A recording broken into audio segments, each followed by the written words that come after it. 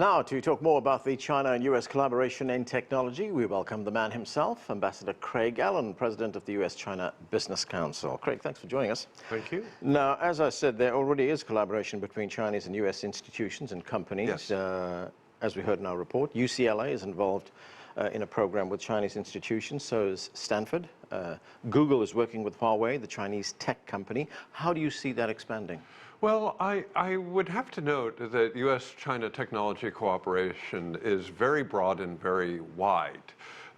We indeed are inextricably interlinked, synergistic, and interdependent on many levels. At the same time, there is a great deal of tension between the two countries over high technology.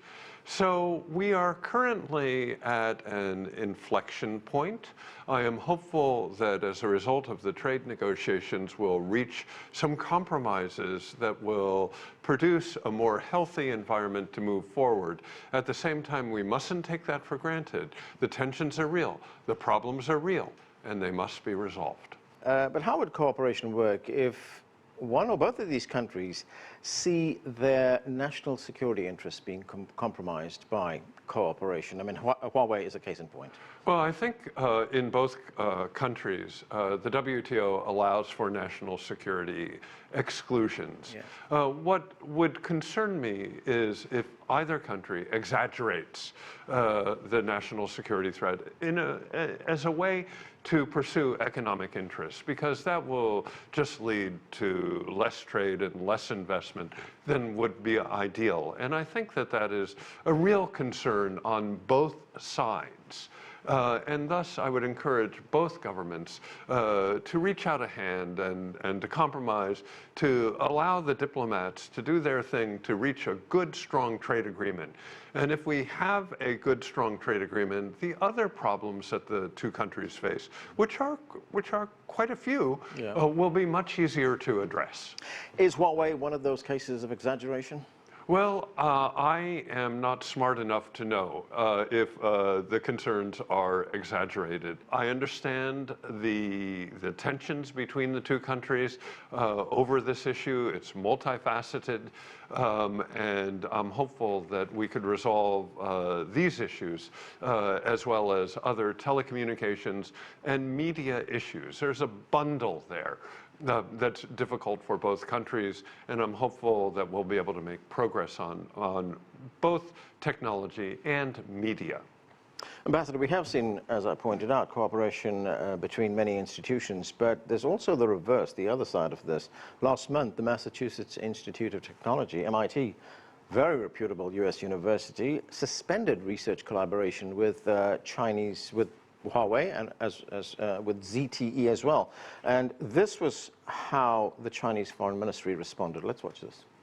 We've always supported Chinese enterprises to abide by international rules while carrying out economic and trade cooperation with foreign countries, and also to abide by local laws.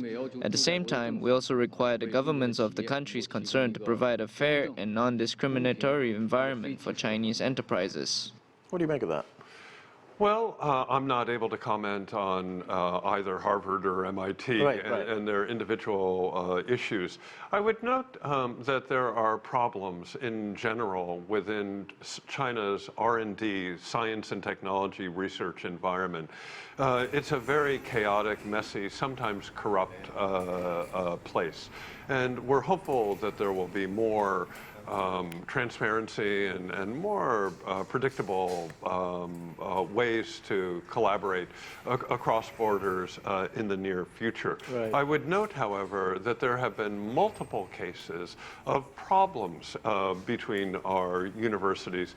Every university must manage that in accordance to its own constitution and rules. And I'm sure that MIT is very careful about this and has done so in a very thoughtful manner. But I would just note that it would be these issues would be much more simple if within China's science and technology community, research community, if there was a greater emphasis on ethics, if there was greater predictability, if there was less corruption, if subsidies were clearer, and if everything was more transparent. Right now, those are challenges that remain to be dealt with. You made a speech at Stanford University in which you said that China will remain an innovative country and that the United States has to deal with that. Indeed, I very much hope so. I would argue that according to many indices around the world, China is one of the most innovative countries on earth. And indeed, Shenzhen or Hangzhou or Shanghai or Beijing remains a global center of technology. And that's a wonderful thing because Chinese scientists and engineers will be able to contribute much to human knowledge. I would remind everyone that in the United States we have had 8 ethnic Chinese Nobel Prize winners, scientific Nobel Prize winners. That's a marvelous achievement, and we could do so much more together. But we need to make sure that the playing field is level, that the ethics are appropriate, that competition is bounded by law, and that governments are neutral arbitrators of R&D, and not having a government trying to dominate one technology or another. And if that's the case, we will not have the cooperation that we need. And I will argue that for China to fold itself in the global innovation ecosystem, China will benefit enormously. But on the other hand, if China prefers to have indigenous innovation or industrial self-reliance, then it will fall outside of the global innovation ecosystem to the detriment of everyone. Ambassador Craig Ellen, thanks so much for joining us. Thank you very much. A great pleasure. We are going to take a break right now. When we come back, we will continue with a panel discussion on technology and research on both sides of the Pacific. Stay with us.